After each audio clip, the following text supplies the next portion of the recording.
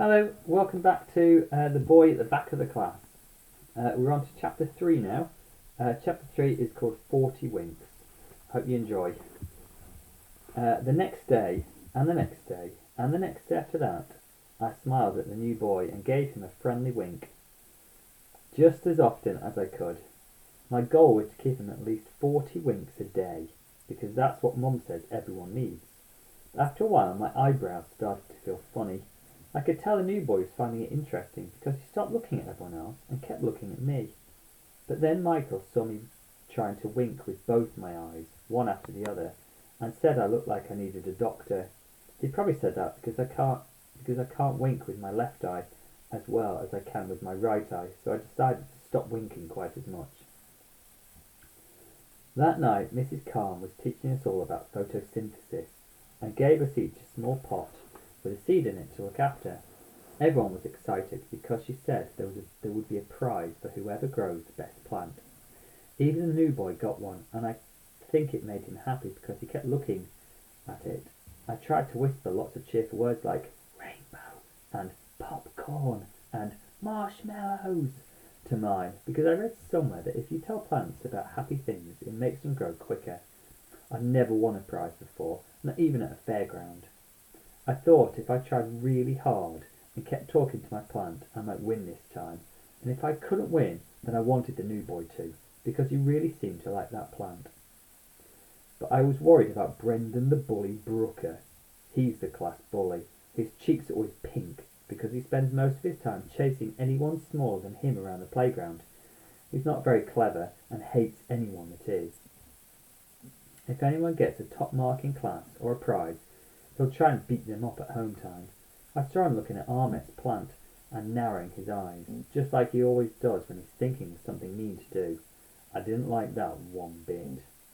His most common trick is to trip you up with his foot. He also likes to tip your lunch tray as he walks by so that your food dribbles really right down your chest like runny eggs. He's done that to me a few times. Sometimes he gets caught, but most of the time he doesn't. And even when he does get caught, he doesn't get detention. Most of the teachers seem to like him though. Maybe it's because when he smiles he looks like one of those boys that sing in a church choir on television. Mr. Thompson used to call him a rascal, which must be a good word because he gave Brendan the bully a wink and a pat on the back whenever he said it, and then let him run off again. That made everyone else in class, except for Liam and Chris, Brendan the bully's only two friends, hate him even more. Even the bullies in the upper years find him annoying. It's funny how bullies don't like other bullies. Maybe it stops them from feeling special, but in school everyone knows who the bullies are and who they like to bully, and no two bullies can go after the same person. It's a strange system, but those are the rules and everyone sticks to them, even the teachers. But Mrs. Khan is different. She doesn't seem to like Brendan the bully as much as the other teachers do. She's always watching him, and ever since we were put in her class, he's been careful not to do anything round her. I'm still going to keep an eye on him though. Soon after the new boy joined our class, lots of rumours about him began to be passed around the playground, like an invisible game of pass the parcel. Most people believed Jenny, and said that the new boy must be dangerous, and that's why he was never allowed out. But then the other people started saying he had a super contagious disease, and that was the real reason why we weren't allowed to talk to him. The disease rumour scared Clarissa so much she tried to sit as far away from him as she could without leaving a chair. One time she leaned over so far that she crashed right onto the floor. She didn't lean away so much after that, but she always put her arms up or used an exercise book as a divider. I didn't think the new boy looked in the least bit dangerous, or like he had an infectious disease, so the rumour I thought sounded the most true was the one that said he was from a super rich family, and that his parents had sent him to our school undercover so that he wouldn't be kidnapped. Michael said kidnappers wouldn't come to our school to look for him because it wasn't in a posh area, and Tom agreed. He said that when he had moved from America, his older brothers had told him they must be poor now because they were going to live in the poor end of London and not in the rich end. I didn't really understand what it meant because London doesn't have ends.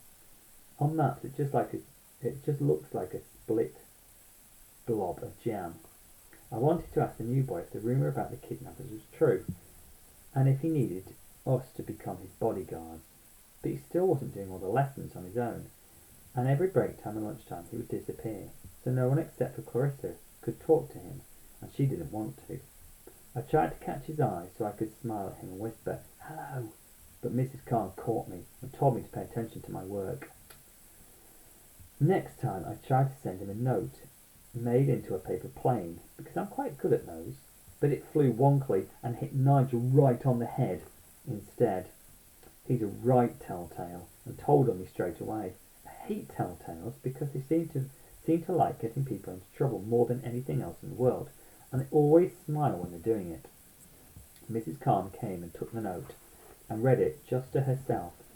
She shook her head at me, but I think she must have found the drawing I made funny, because her mouth gave a tiny smile that only I could see. Even though I didn't get told off, I knew it would be too risky to send any more messages by airmail, especially with telltales around. The next day at break time, Josie, Tom, Michael and I decided to follow the new boy and find out where he was going. But Mrs. Khan caught us following him in the corridors and told us not to do it again. She didn't seem angry, but she did say that the new boy needed to be in seclusion for a little while longer, and that it was for his own good, so he promised not to follow him any more. "What does seclusion mean?" asked Josie when we went back into the playground.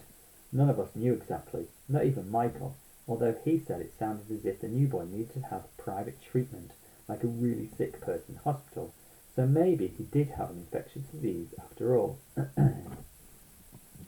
But it wasn't long until we found out what seclusion really meant, and why the new boy needed so much of it. Oh, that was a quick chapter. Okay, so that's the end of chapter 3. Next time, we will read chapter 4. Chapter 4 is called What Mr. Brown and Mrs. Grimsby Said. Who knows? Right, I hope you're enjoying the lovely weather and half term. And I'll see you later. Bye.